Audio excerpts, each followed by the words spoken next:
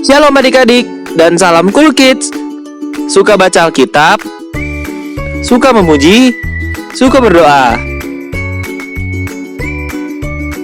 Roma 12 ayat 1.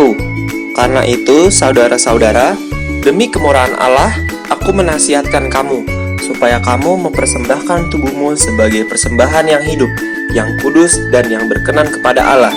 Itu adalah ibadahmu yang sejati. Kita mau memberikan yang terbaik untuk Tuhan. Yuk, siapkan hati kita untuk beribadah pada Tuhan Yesus yang cool banget, karena sudah menebus dosa kita semua. Jangan lupa Alkitabnya ya adik-adik. Selamat beribadah.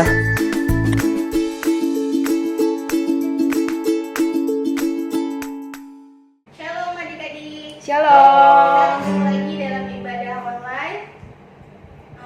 Kita siapkan hati kita mau beribadah sama Tuhan Yesus. Kita mau menerima semua kebaikan Tuhan, semua yang terbaik dari Tuhan. Kita menaikkan satu pujian, semua baik.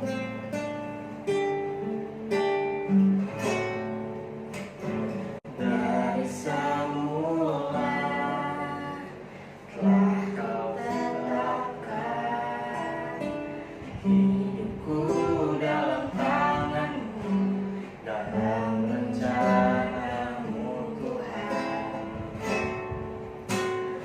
Rencana indah telah Kau siapkan bagi masa depan penuh harapan. Katakan semua baik, semua baik. Apa yang telah Kau perbuat di dalam hidupku, semua baik, sungguh teramat baik. Kau jadikan hidupku berarti. Kita menaikkan lagu di awal.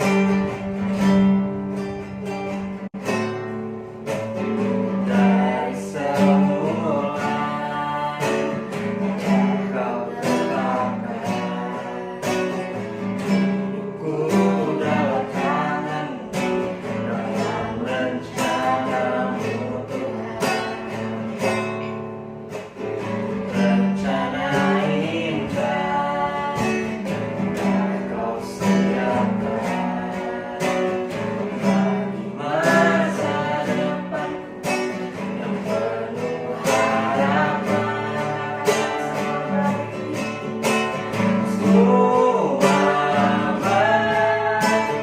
semua baik.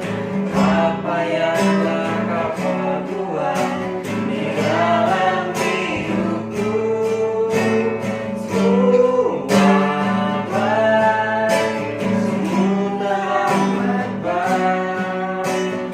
Kau jadikan hidupku berarti. Semua baik, semua baik. Apa yang telah Kau perbuat di dalam hidupku, semua baik, sungguh teramat baik.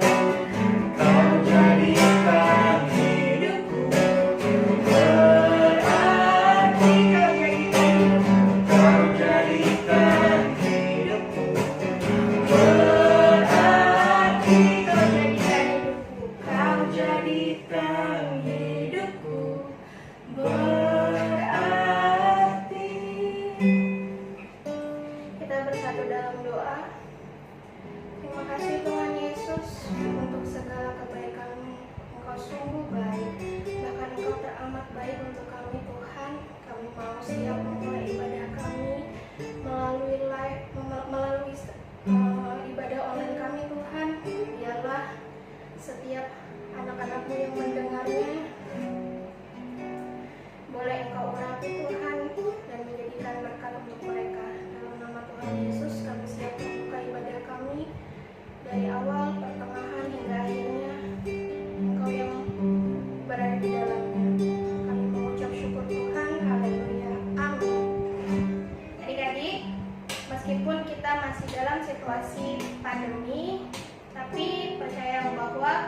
kasih Tuhan tetap selalu menyertai kita. Kita naikkan satu pujian, biarpun gunung-gunungan.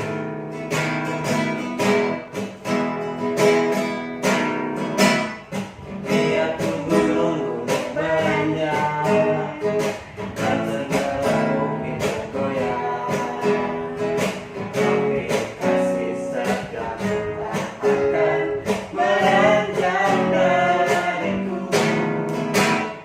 Biarpun gunung-gunung beranjak dan segala bukit bergoyang, tapi kasih setia tak akan beranjak dariku.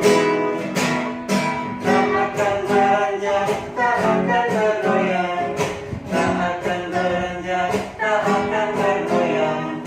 Demikianlah firman Tuhan yang mengasihi. Sekali lagi. Biarpun gunung-gunung beranjak dan segala bukit bergoyang, tapi kasih setia tak akan beranjak dariku. Biarpun gunung-gunung beranjak dan segala bukit bergoyang, tapi kasih setia tak akan beranjak dariku. Tak akan beranjak, tak akan bergoyang, tak akan beranjak, tak akan bergoyang. Demikianlah firman Tuhan yang mengasihi. Tak akan beranjak. Tak akan beranjak, tak akan bergoyang, tak akan beranjak, tak akan bergoyang. Demikianlah firman Tuhan yang mengasihi. Demikianlah firman Tuhan. Demikianlah firman Tuhan yang mengasihiku. Kita menaikkan lagu kedua, I Love You Jesus.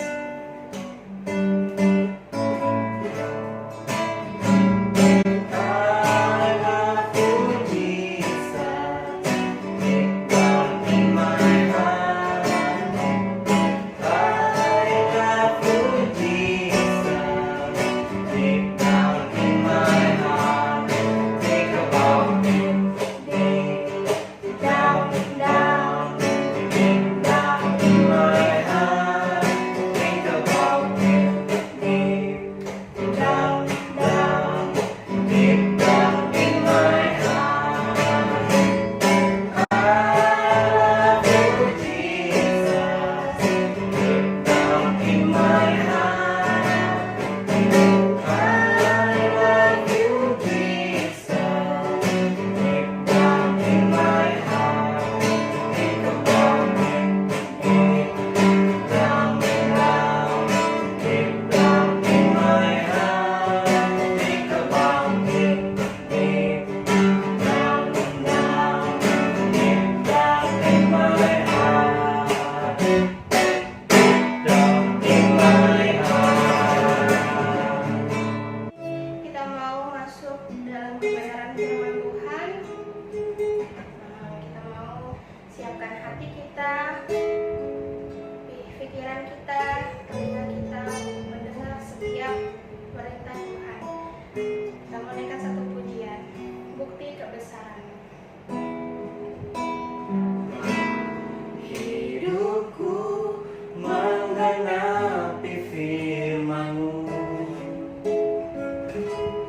tanda mujizat sertai tiap langkahku. Kau bersamaku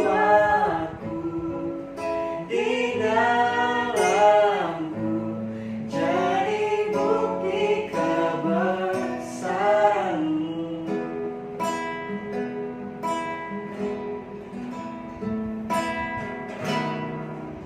Tuhan, Kau sempurna.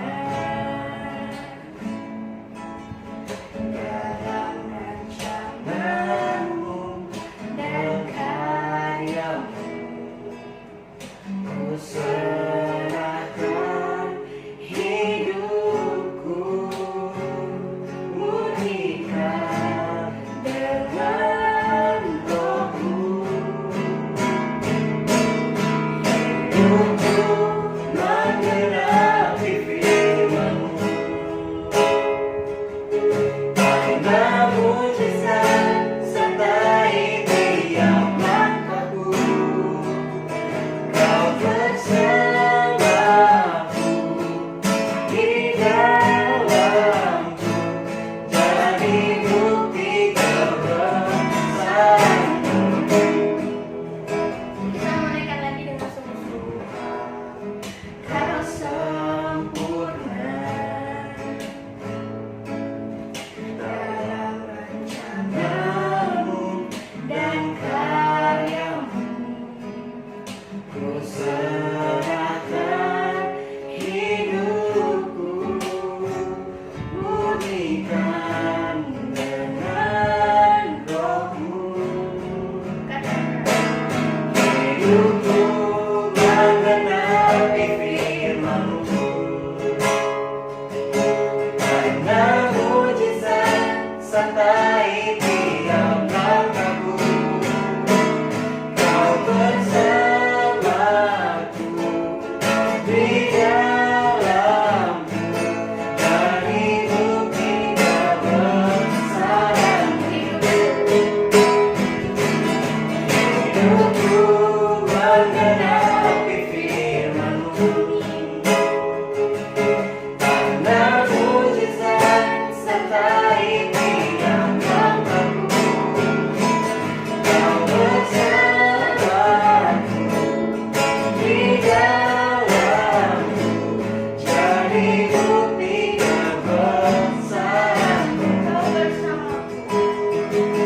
Kau bersamaku di dalamku, jadi bukti kebesaran-Mu.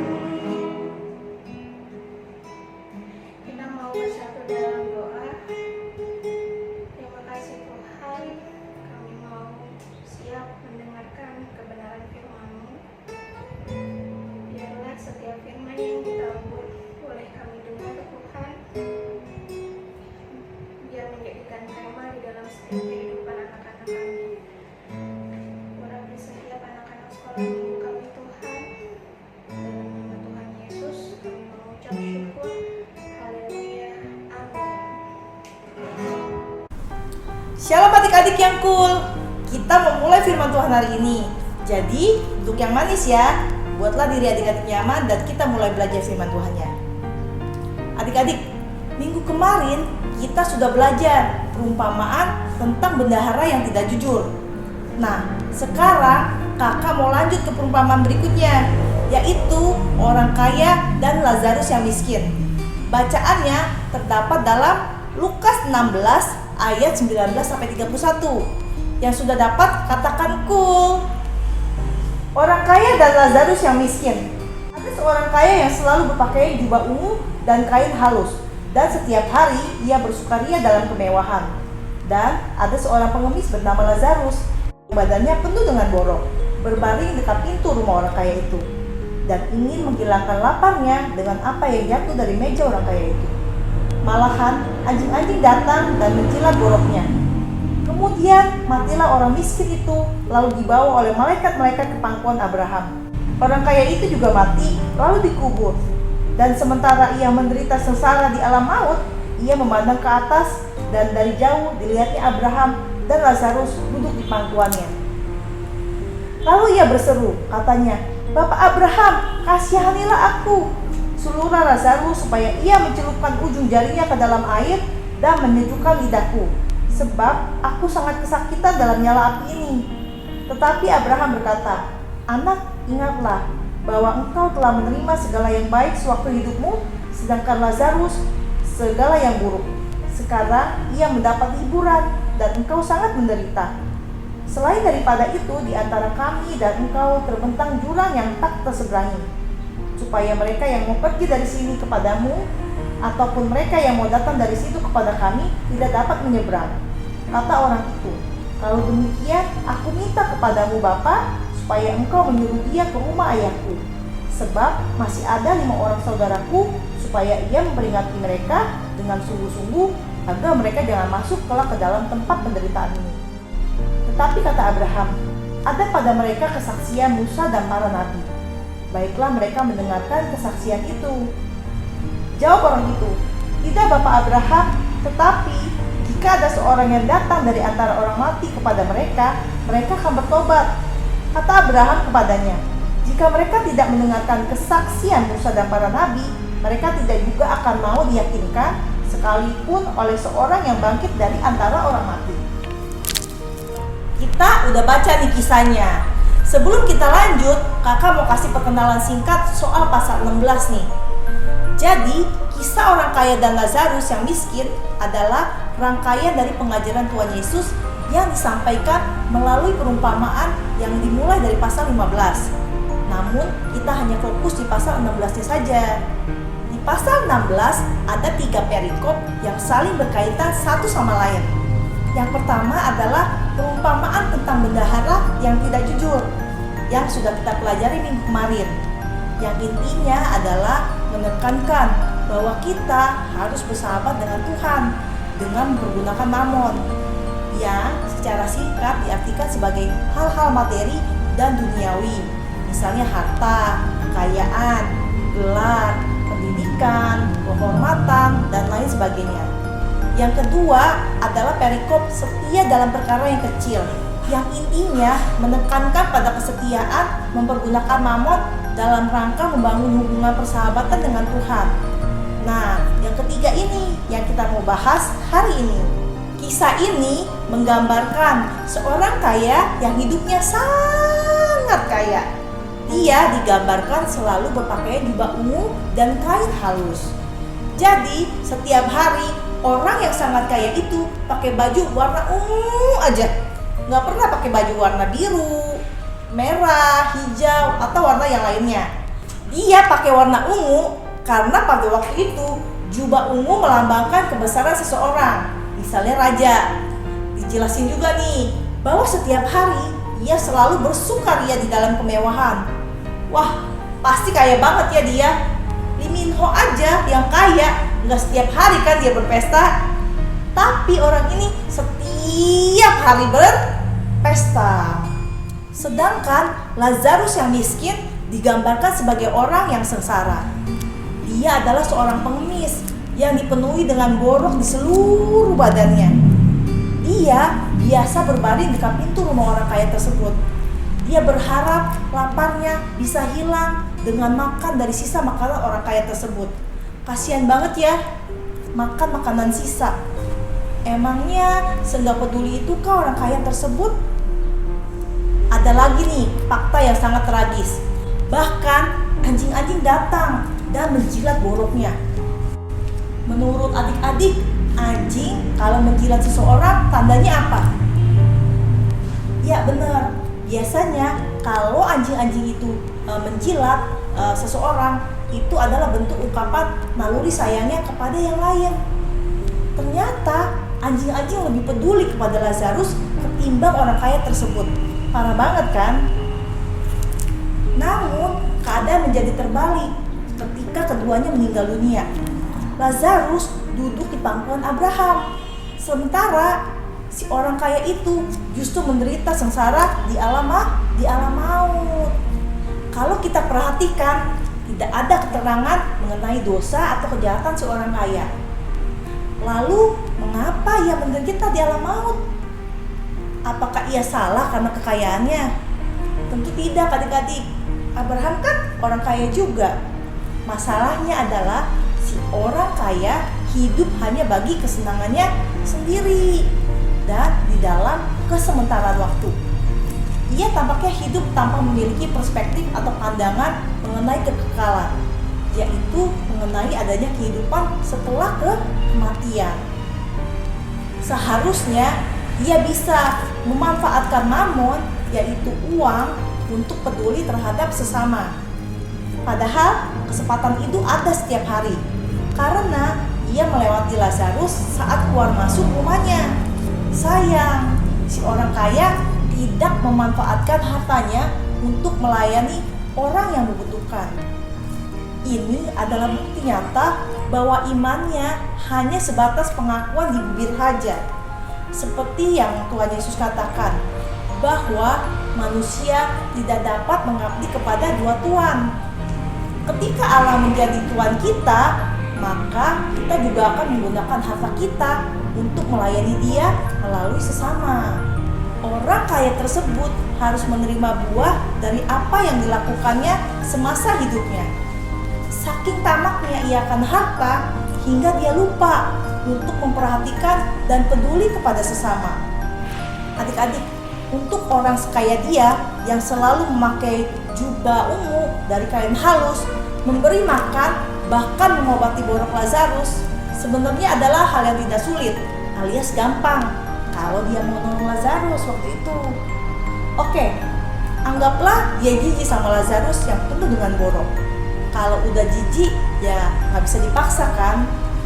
Kayak kalau kita jijik lihat cacing, kan nggak bisa dipaksa. Tapi dia kan bisa minta tolong hamba-hambanya untuk mengobati Lazarus. Dia kan kaya, dia pasti punya banyak hamba di rumahnya. Gampang itu mah, iya kan? Tapi itu tidak dilakukan oleh orang kaya itu. Kaya yang udah dibahas tadi, ternyata orang yang tamak pasti nggak peduli dengan orang lain. Ketamakan membuat seseorang lupa bahwa di dunia ini mamon bukanlah kebutuhan yang paling utama, walaupun penting.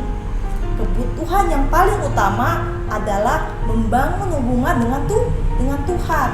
Melalui hubungan yang semakin dekat dengan Tuhan, kita juga bisa belajar mengerti kehendaknya melalui pembacaan dan perenungan firman Tuhan serta melakukannya, berdoa, mengoreksi diri, dan ada satu lagi yang penting, melalui mempergunakan mamon, harta, kekayaan, nama baik, gelar, pangkat atau kedudukan, kehormatan, dan lain sebagainya bisa menjadi sarana untuk membangun hubungan dengan Tuhan. Sebab jika kita bijaksana mengelola semuanya dan gak tamak, itu bisa menjadi kesaksian bagi banyak orang. Orang akan melihat bahwa orang Kristen punya kepribadian yang agung. Semasa hidupnya, orang kaya tersebut mendapat kesempatan untuk bisa membangun hubungan dengan Tuhan. Namun ia gagal. Harusnya ia mempergunakan mamon dengan bijak. Harusnya dia peduli dengan Lazarus. Harusnya dia gak berpesta setiap hari. Tapi dia bisa menggunakan hartanya untuk menolong orang lain yang membutuhkan. Namun ternyata ia sama sekali tidak melakukannya alias gak peduli. Nah, sekarang gimana dengan kita nih? Mungkin ada yang bilang gini, "Kak, aku kan belum kerja, aku kan gak kaya." Itu gak masalah adik-adik. Yang penting sebagai anak-anak Tuhan yang baik, kita harus tetap bertanggung jawab dalam mempergunakan mamon. Mamon itu bukan hanya uang. Dalam kehidupan adik-adik, mamon itu bisa berupa prestasi di sekolah maupun di luar sekolah, disenangi teman, dan lain sebagainya. Prestasi di luar jam sekolah misalnya, mendapat juara di bidang bakat adik-adik, kayak menang lomba melukis, lomba menyanyi, lomba masak, dan lain sebagainya. Bisa juga gini adik-adik, di situasi saat ini di mana pandemi COVID-19 tidak hanya melanda Indonesia, tapi seluruh dunia. Terus adik-adik berpikir untuk menabung dengan tujuan untuk membantu teman-temanmu yang terkena dampak COVID-19 ini. Wah, itu cool banget adik-adik. Jadi kita gunakan mamon untuk menyenangkan hati Tuhan. Tuhan telah memberikan kekayaan kepada kita masing-masing, baik berupa materi, tenaga, pikiran, keluarga, maupun kesehatan. Dengan apa yang kita miliki, mari kita pergunakan semua itu tidak hanya untuk diri sendiri, tetapi juga untuk sesama kita, sebagai wujud kepedulian kita terhadap sesama. Mari kita mengawali dari diri kita masing-masing, tidak perlu yang muluk-muluk. Mari mulai dengan hal yang kecil, seperti bertanya kabar teman kita lewat WA, memberikan senyuman, membantu mengajari adik belajar. Dan di masa pandemi ini, kita jangan lalai untuk 3M, yaitu apa? Memakai masker, mencuci tangan, dan menjaga jarak. Oh iya, tidak buang sampah sembarangan juga bisa. Kakak sedih kalau lihat orang buang sampah sembarangan. Kayak minggu lalu, waktu kakak ke bank, pas kakak mau pulang, kakak lihat orangnya cantik. Pas dia mau masuk mobilnya, dia buang tisu sembarangan. Padahal ada tempat sampah, gak jauh dari mobil dia diparkir. Kenapa juga dia gak taruh dulu di mobilnya, terus baru buang kalau sudah sampai di rumah? Sayang banget kan lihat seperti itu. Jadi mari kita tidak hanya berpikir, tetapi mulai untuk melakukannya. Oh iya, mengenai kepedulian terhadap sesama, Tuhan Yesus pernah mengajarkan bahwa segala tindakan kepedulian terhadap sesama akan diperhitungkan sebagai tindakan kepada Tuhan. Itu terdapat dalam Matius 25 ayat 40. Yuk kita baca sama-sama. Dan raja itu akan menjawab mereka, "Aku berkata kepadamu, sesungguhnya segala sesuatu yang kamu lakukan untuk salah seorang dari saudaraku yang paling hina ini, kamu telah melakukannya untuk aku." Jadi, lakukan kepedulian seperti untuk Tuhan ya, nggak perlu mengharapkan balasan. Demikianlah firman Tuhan kita hari ini. Untuk minggu ini tidak ada ayat hafalan, tetapi ada aktivitas membaca ayat firman Tuhan yang diambil dari Injil Lukas 16 ayat 19-31 yang dibagi ke dalam 3 bagian. Untuk anak kelas sedang, baca dari ayat 19-23. Untuk anak kelas besar, baca dari ayat 24-27. Dan untuk yang tunas remaja, baca dari ayat 28-31. Nah, saat adik-adik membaca firman Tuhan, adik-adik mintol alias minta tolong papa, mama, atau siapa yang ada di rumah untuk merekamnya. Jadi, video adik-adik baca firman yang dikirimkan ke kakak koordinator paling lambat hari Rabu jam 6 sore ya, supaya kakak punya waktu yang lebih untuk edit videonya. Setelah kita berdoa, kakak akan tampilkan contoh videonya.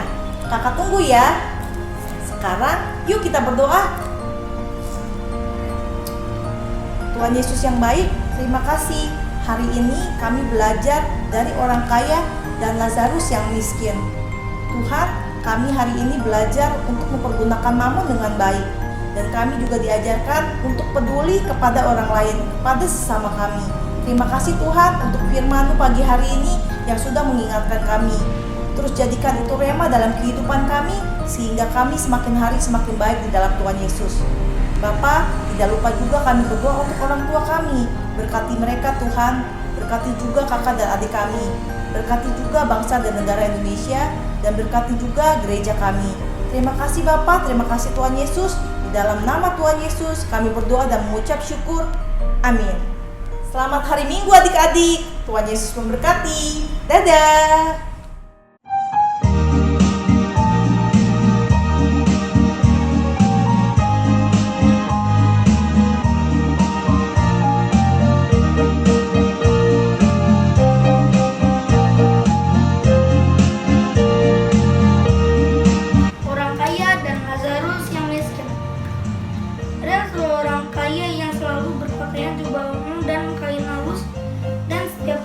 Bersukaria dalam kemewahan.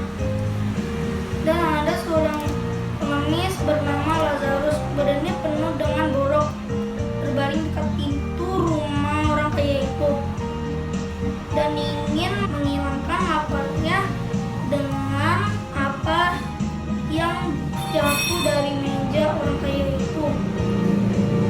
Malahan anjing-anjing datang dan melihat boroknya. Kemudian matilah orang miskin itu, lalu dibawa oleh malaikat ke pangkuan Abraham. Orang kaya itu juga mati lalu dikubur. Dan sementara ia menderita sengsara di alam maut, ia memandang ke atas dan lari jauh dilihatnya Abraham dan Lazarus duduk di pangkuannya. Lalu ia berseru, katanya, Bapak Abraham, kasihanilah aku. Suruhlah Lazarus supaya ia menyelupkan ujung jarinya ke dalam air dan menyejukkan lidahku, sebab aku sangat kesakitan dalam senyala api ini. Tapi Abraham berkata, Anak, ingatlah bahwa engkau telah menerima segala yang baik sewaktu hidupmu, sedangkan Lazarus segala yang buruk. Sekarang ia mendapat hiburan dan engkau sangat menderita. Selain daripada itu, di antara kami dan engkau terbentang jurang yang tak terseberangi, supaya mereka yang mau pergi dari sini kepadamu ataupun mereka yang mau datang dari situ kepada kami tidak dapat menyeberang.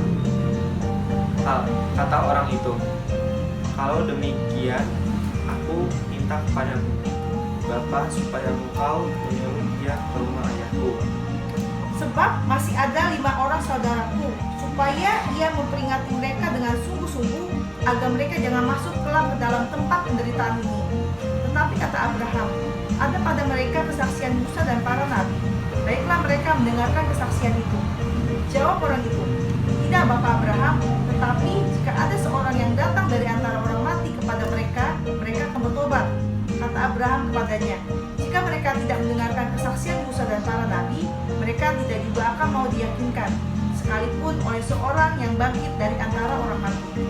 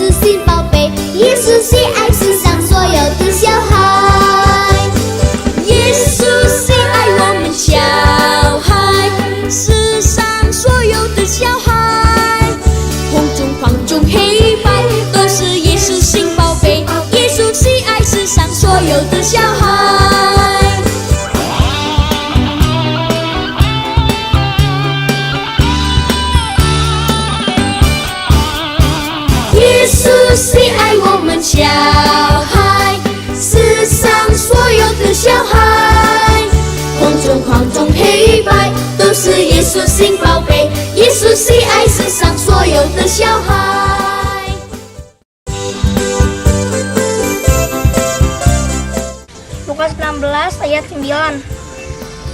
Dan aku berkata kepadamu, ikatlah persahabatan dengan mempergunakan mamon yang tidak jujur, supaya jika mamon itu tidak dapat menolong lagi, kamu diterima di dalam kemah abadi.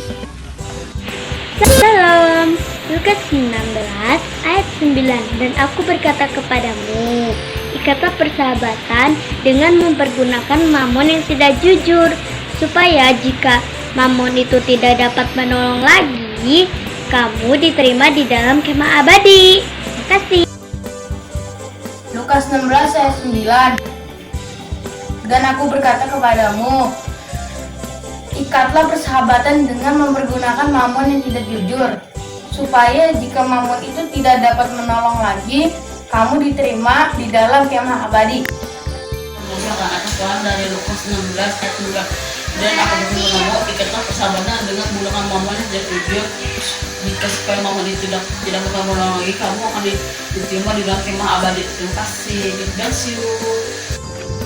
Lukas 16 ayat 9. Dan aku berkata kepadamu, ialah persahabatan dengan mempergunakan mamon yang tidak jujur, supaya jika mamon itu tidak dapat menolong lagi, kamu diterima di dalam kemah abadi. Lukas 16 ayat 9. Dan aku berkata kepadamu, ikatlah persahabatan dengan mempergunakan mamon yang tidak jujur, supaya jika mamon itu tidak dapat menolong lagi, kamu diterima di kemah abadi. Dan aku berkata kepadamu, ikatlah persahabatan dengan mamon yang tidak jujur,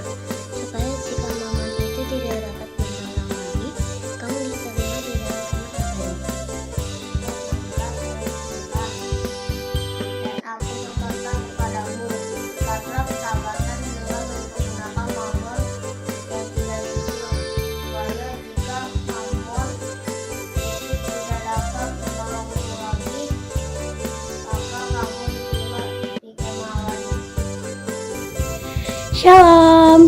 Lukas 16 ayat 9. Dan aku berkata kepadamu, ikatlah persahabatan dengan mempergunakan mamon yang tidak jujur, supaya jika mamon itu tidak dapat menolong lagi, kamu diterima di dalam kemah abadi. Terima kasih, Tuhan Yesus memberkati. Lukas 16 ayat 9. Ikatlah persahabatan dengan mempergunakan mamon yang tidak jujur itu, supaya jika mamon itu tidak dapat menolong lagi, kamu diterima di dalam. Lukas 16 ayat 9. Dan aku berkata kepadamu, ikatlah persahabatan dengan mempergunakan mamon yang tidak jujur, supaya jika mamon itu tidak dapat menolong lagi, kamu diterima di dalam kemah abadi. Lukas 16 ayat 9. Dan aku berkata kepadamu, ikatlah persahabatan dengan mempergunakan mamon yang tidak jujur, supaya jika mamon itu tidak dapat menolong lagi, kamu diterima di dalam kemah abadi. Amin. Lukas 16 ayat 9. Dan aku berkata kepadamu, ikatlah persahabatan dengan mempergunakan mamon yang tidak jujur, supaya jika mamon itu tidak dapat menolong lagi, kamu diterima di dalam kemah abadi. 耶稣是爱我们小孩，世上所有的小孩，红中黄中黑白，都是耶稣心宝贝。耶稣是爱世上所有的小孩，耶稣是爱我们小孩，世上所有的小孩，红中黄中黑白，都是耶稣心宝贝。耶稣是爱世上所有的小孩。耶稣是爱我们小孩，世上所有的小孩，红中黄中黑白，都是耶稣心宝贝。耶稣是爱世上所有的小孩。